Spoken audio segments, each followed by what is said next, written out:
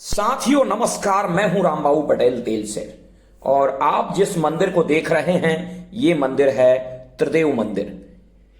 त्रिदेव मंदिर बनारस। त्रिदेव मंदिर के पास में ही है श्री सत्यनारायण तुलसी मानस मंदिर। इसके पहले वो वीडियो आया था, उसमें संपूर्ण रामचरितमानस दीवारों पर लिखी हुई है। और इसी के नजदीक है संकट मोचन हनुमान मंदिर, बनारस के एक प्रसिद्ध मंदिरों में से एक, जहां पर और इसी मंदिर से लगभग 1 किलोमीटर की दूरी पर स्थित है हिंदू काशी विश्वविद्यालय। काशी हिंदू विश्वविद्यालय जो कि मदन मोहन मालवीय जी द्वारा बनवाया गया था और उन्होंने देश में भ्रमण करके इसका चंदा इकट्ठा किया था और बनारस के महाराज ने इसके लिए सैकड़ों एकड़ जमीन दी थी। वो हिंदू विश्वविद्यालय यानी काशी हिंदू विश्वविद्यालय वो भी इसी मंदिर के नजदीक है। ये बहुत कम लोग जानते हैं कि बनारस में 2 काशी विश्वनाथ के मंदिर हैं। एक तो मुख्य काशी विश्वनाथ का मंदिर जो प्राचीन परंपरा से चला आ रहा है, और एक दूसरा काशी विश्वनाथ का मंदिर वो बना है BHU में यानी काशी हिंदू विश्वविद्यालय में। आप उस मंदिर को भी जरूर देखने जाएं, उसका वीडियो भी आपको चैनल पे देखने को मिल जाएगा। सभी स्थानों के वीडियो हालांकि चैनल पर हैं। और यहां से 1.5 किलोमीटर के लगभग यहां से काशी महाराज का महल भी आप जा सकते हैं, ब्रिज के उस तरफ है वो। यहां से बनारस का सबसे प्रसिद्ध घाट 80 घाट वो भी 1 किलोमीटर की दूरी पर है। और चूंकि हमारा जो निवास है, जो हमारी होटल है जहां पर हम रुके हुए हैं, वो 80 घाट पर है, तो 80 घाट के दर्शन भी इस वीडियो में आपको होने वाले हैं। इसके बाद हम जाने वाले हैं संकट मोचन हनुमान मंदिर बनारस। क्योंकि संकट मोचन हनुमान मंदिर में अंदर कैमरा अलाउ नहीं है, इसलिए आपको मंदिर के भीतर के परिदृश्य का मैं दर्शन नहीं करा पाऊंगा, लेकिन बाहर के सीन आप जरूर देख पाएंगे। ये देखिए, हम आ चुके हैं संकट मोचन हनुमान मंदिर बनारस। ये बाहर का आपको परिदृश्य दिखाई दे रहा है, बाहर का कैसा सीन है। चूंकि मंगलवार का दिन था, इसलिए यहाँ पर अपार भीड़ देखने को मिल रही है। और यहाँ पर देखिए, जूते चप्पल के लिए भी बाहर यहाँ पर स्टॉल लगाए गए हैं। आप वहाँ पर अपने जूते चप्पल जमा कर सकते हैं या ऐसे भी उतार कर रख जाएं, कोई आपके जूते चप्पल छीएगा नहीं। अंदर आपको प्रसादी मिलती है, विशेष प्रकार का प्रसाद मिलता है, लड्डू मिलते हैं जिनको आप ले सकते हैं, अलग अलग रेट का है वो। और अपार भीड़ यहाँ पर रहती है। और अब इस मंदिर से विदा लेकर हम वापस 80 घाट की ओर लौट रहे हैं। थोड़ा सा पैदल चलने के बाद ऑटो के द्वारा हम 80 घाट पर जाएंगे और वहाँ पर जो शाम वाली आरती है उसके दर्शन भी मैं आपको कराने वाला हूँ। ये हम आप पहुँचे हैं 80 घाट पर। 80 घाट का विहंगम दृश्य, चारों तरफ आपको बड़ी अपार भीड़ दिखाई दे रही होगी। और मैं बात करने वाला था कि हम काशी बनारस कैसे जाएं और काशी बनारस में कहाँ रुकें, कहाँ भोजन करें, किस तरीके से इस यात्रा का प्लान करें, इस वीडियो में मैं आपको बताने वाला हूं। क्योंकि इसके बाद एक वीडियो और आने वाला है जिसमें मैं 80 घाट की आरती बताने वाला हूं। वो इस पूरी काशी बनारस यात्रा का अंतिम वीडियो रहेगा। तो मैं सोचता हूं कि आपको काशी बनारस का पूरा प्लान बता दूं कि किस तरीके से आप आसानी से आप बिल्कुल 1 या 2 व्यक्ति, कहीं कोई डर की बात नहीं है, आप आसानी से काशी बनारस की यात्रा कर सकते हैं। बनारस वैसे हर जगह से रेलवे स्टेशन से सीधा जुड़ा हुआ है।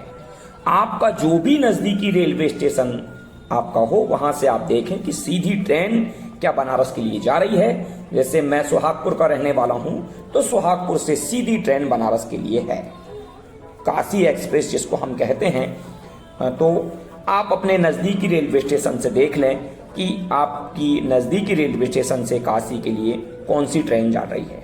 वैसे बनारस जो है वहाँ पर 2 रेलवे स्टेशन है, एक बनारस रेलवे स्टेशन है और दूसरी जो रेलवे स्टेशन है वो है वाराणसी जंक्शन के नाम से। चूंकि हम बनारस रेलवे स्टेशन पर उतरे थे तो मैं वहीं से आपको पूरा बनारस से पूरा सिलसिलेवार बता रहा हूँ कि आप कैसे बनारस से 80 घाट जाएं, कितना किराया लगता है, कहाँ रुकें, कहाँ खाएं, किस प्रकार से अपनी यात्रा का प्लान करें।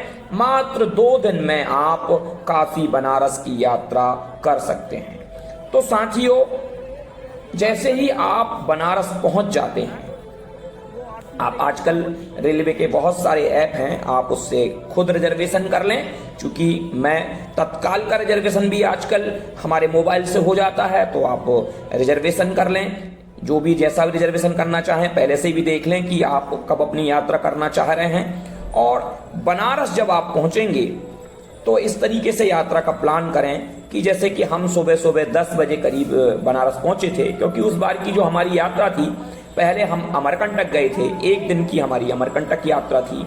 अमरकंटक के बाद हम चित्रकूट गए थे और चित्रकूट के बाद तीसरे क्रम पर हम बनारस पहुंचे थे। ये सारे हमारे रिजर्वेशन पहले से ही थे। तो साथियों, लेकिन अगर आप सीधे बनारस जाना चाहते हैं तो अपने नजदीकी रेलवे स्टेशन से सीधे बनारस के लिए आपको ट्रेन मिल जाएगी। बनारस आप पहुंचे और बनारस जैसे ही रेलवे स्टेशन पर पहुंचे, ऑटो वाले से बात करें कि हमको 80 घाट जाना है।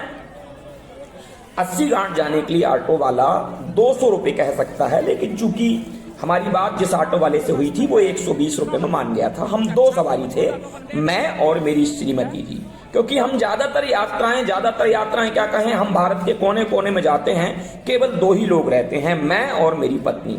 इसके अलावा कोई हमारे साथ होता नहीं है, कहीं कोई चिंता की बात नहीं है। भारत हमारा चूंकि अपना देश है, कहीं कोई परेशानी वाली बात नहीं है। हमारी सरकार ने बहुत अच्छी व्यवस्थाएं करके रखी हैं। बनारस तो इसमें इतना अच्छा शहर है क्योंकि बनारस की बात ही निराली है, क्योंकि भगवान शंकर की त्रिशूल पर यह नगरी बसी हुई है और प्राचीन काल से नगरी है। और कहते हैं जब सृष्टि का विनाश होगा तब भी ये नगरी जैसी की तैसी बनी रहेगी। तो साथियों, चूंकि मैं बात कर रहा था कि आप जैसे ही बनारस रेलवे स्टेशन पर पहुंचे और उसके बाद आप वहां से ऑटो का किराया दे के आप पहुंच जाएं 80 घाट। लगभग 120 से 200 रुपये में वो आपको 80 घाट पहुंचा देगा।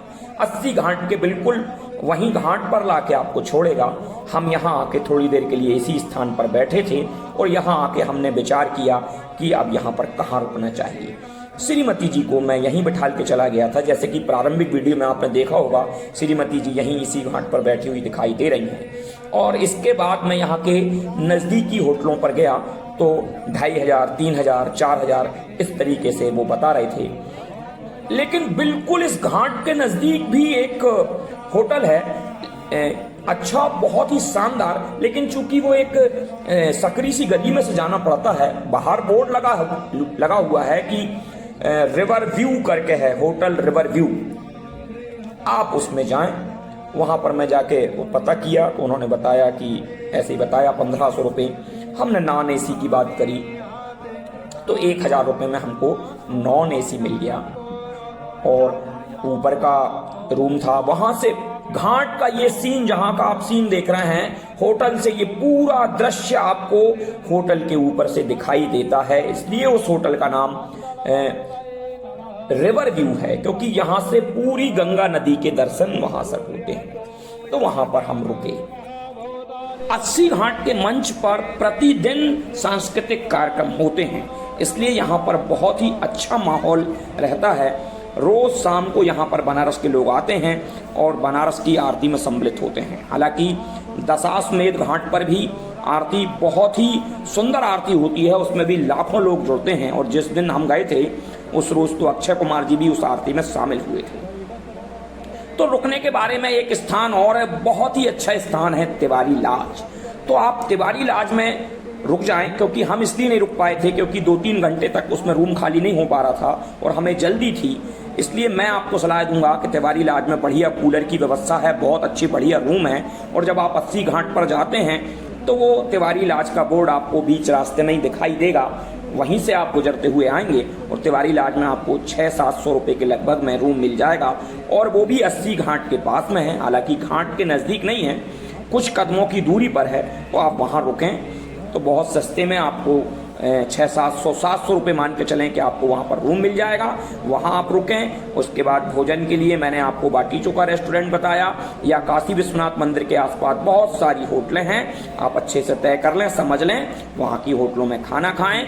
और मैं आपको सलाह दूंगा कि आप शाम के समय घाट पे पैदल वॉक पर निकल जाएं, पैदल यात्रा पर निकल जाएं और 80 घाट से शुरू करके आप मणिकर्णिका घाट तक पहुंच जाएं और वहां से ऊपर चढ़कर काशी विश्वनाथ के मंदिर पहुंच जाएं। बीच रास्ते में आपको कॉरिडोर भी पड़ेगा, वो आप मोदी जी ने जो कॉरिडोर बनवाया है उसके भी दर्शन कर पाएंगे। बहुत ही अद्भुत आनंद आपको घाट पर आने वाला है। मुझे लगता है घाट की यात्रा आप जरूर करें। घाट पर जब आप पैदल यात्रा करेंगे तो आपको एक असीम शांति और अद्भुत आनंद आएगा। और साथियों, अगर आप काशी बनारस यात्रा से संबंधित कुछ भी आपके मन में प्रश्न उठ रहा हो तो वो आप मेरे से पूछ लें, कोई दिक्कत वाली बात नहीं है। सारे प्रश्नों के आपको जवाब मिल जाएंगे और बहुत ही अच्छी यात्रा आपकी होने वाली है। इस यात्रा में आपको कोई परेशानी नहीं होगी। और एक वीडियो और आने वाला है इसके बाद, उसमें मैं आपको 80 घाट की आरती के बारे में बताने वाला हूँ। ये देखिए आप, इस समय भी 80 घाट पर आरती चल रही है और इसी का हिस्सा वो वीडियो है। तो साथियों, ये चैनल रामबाबू पटेल तेलसिर है और इसी पर आप ये वीडियो देख रहे हैं। अगर आपको ये वीडियो पसंद आए तो चैनल को लाइक करें।